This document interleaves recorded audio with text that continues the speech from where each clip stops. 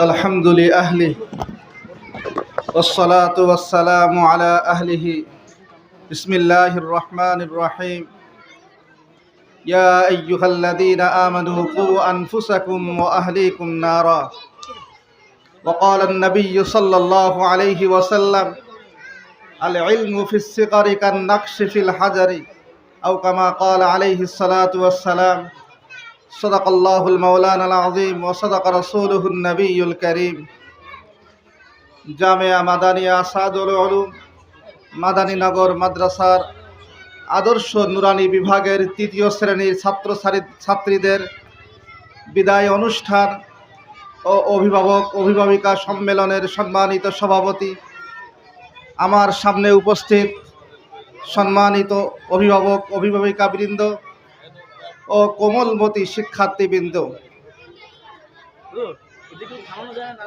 সমস্ত সব পিতামাতাই তাদের সন্তানের, তাদের কলিজার টুকরা সন্তানদের কল্যাণের চিন্তা করে। এই চিন্তার কারণেই কেউ সন্তানদের জন্য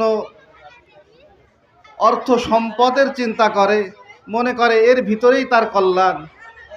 কেউ তাদের জন্য পদ পদবীর চিন্তা করে, পিতামাতা মনে করে আমার সন্তানের কল্যাণ এই পদ পদবীর ভিতরেই। কোনো পিতামাতা চিন্তা করে আমার সন্তানের কল্যাণ বড় চাকরির ভিতরে, সেই পিতামাতা তাদের সন্তানদের জন্য সেই ব্যবস্থা করেন। প্যারে হাবিব সাল্লাল্লাহু আলাইহি ওয়াসাল্লাম ছিলেন পৃথিবীর শ্রেষ্ঠ পিতা। মুহাম্মদ রাসূলুল্লাহ সাল্লাল্লাহু আলাইহি ওয়াসাল্লাম ছিলেন পৃথিবীর শ্রেষ্ঠ পিতা। সেই পিতাও সন্তানের জন্য, সন্তানদের জন্য চিন্তা করেছেন আখিরাতের চিন্তা, যে আমার সন্তান কিভাবে আখিরাতে সফলতা লাভ করবে। আমরা জানি হযরত ফাতেমা রাদিয়াল্লাহু তাআলা আনহা রাসূল করিম সাল্লাল্লাহু আলাইহি ওয়াসাল্লামের কলিজার টুকরা ছিলেন, কত ভালোবাসতেন। সেই ফাতেমা রাদিয়াল্লাহু তাআলা আনহা নিজের বাড়ির কাজ নিজে করতেন, নিজে দূর থেকে পানি বহন করে আনতেন। পানি বহন করে আনার কারণে শরীরে দাগ পড়ে যেত। রুটি বানানোর জন্য নিজে চাক্কিতে গম পিষণ করতেন, নিজে চাকি ঘোরাতেন। চাক্কি ঘোরাতে ঘোরাতে হাতে ফুসকা পড়ে গেছে। একসময় রাসূল করিম সাল্লাল্লাহু আলাইহি ওয়াসাল্লামের কাছে গনিমতের মাল আসলো।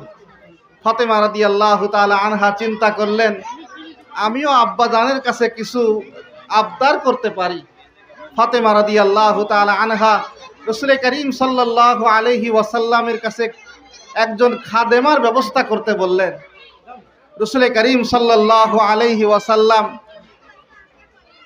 নিজের সন্তানের এই দাবি রাখতে পারতেন, কিন্তু রাসূল করিম সাল্লাল্লাহু আলাইহি ওয়াসাল্লাম কি করলেন?